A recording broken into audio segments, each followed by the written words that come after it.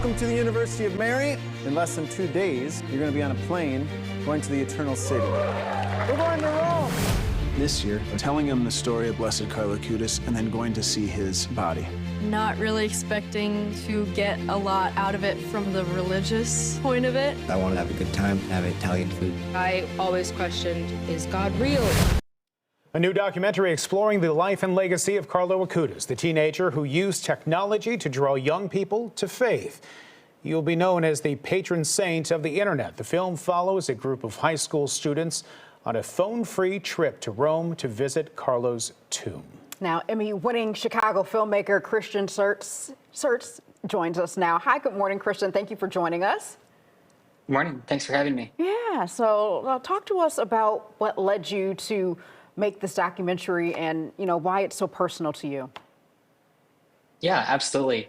Carlo's story is pretty amazing. He'll be the patron saint of technology, as you mentioned, and it's really a great example for young people today. There can be so many different struggles with social media, technology, and Carlo gives us an example of how to use that in a way that doesn't take away from human relationships. And that's really something that struck our filmmaking team, and we wanted to tell his story. Carlo died in 2006. There's a long road in order to attain sainthood. Go down that road for us and how Carlo is the beneficiary of this honor. Yes, so Carlo was beatified by Pope Francis, meaning 2 miracles have been approved and that he will be canonized. He will be the first millennial saint of the Catholic Church. That canonization was actually scheduled for this weekend. It's very sad hearing of the passing of the Holy Father. But it's also quite fitting in that Pope Francis's prayer intention for the month of April was about the proper use of technology. I'm actually here in Rome covering the funeral, and it's amazing to see all the people who were in town to celebrate Carlo and also to celebrate the life of Pope Francis. So later this year, the date has not yet been set, but Carlo will still be canonized by the next Pope. And Christian, I'm curious, in terms of the film and taking this pilgrimage with the students, is that something that was specifically for the film, or did you find out about these young people that were planning to take this trip and you got on board with them? What was that like, being with the young people?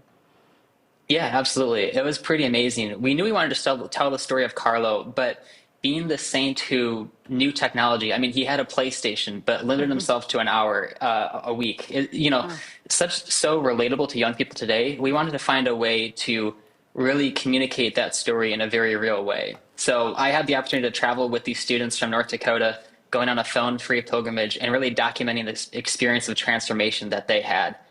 There was all of this was real, real organic stories. There was this one student, did this one interview after some gelato in Rome, and Taryn, she was saying, it's nice being without my phone, but it's just inevitable. I'm going to go back to that afterwards. I had the opportunity to go back to North Dakota, do some follow-up interviews a couple months later. She had actually deleted all of her social media apps and made this dramatic transformation in how she approached her faith, her relationships, and her approach to technology.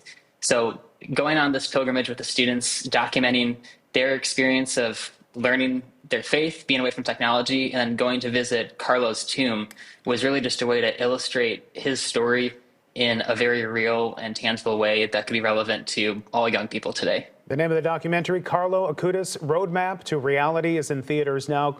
Christian, thank you so much for joining us. Do appreciate it.